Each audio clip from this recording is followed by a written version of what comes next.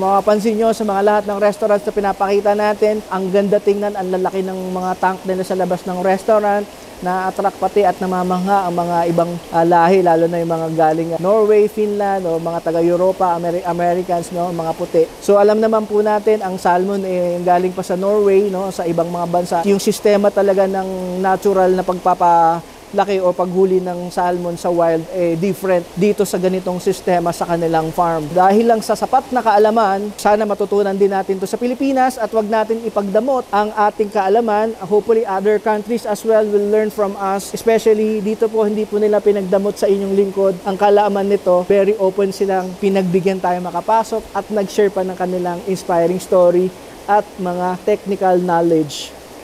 Sana all merong salmon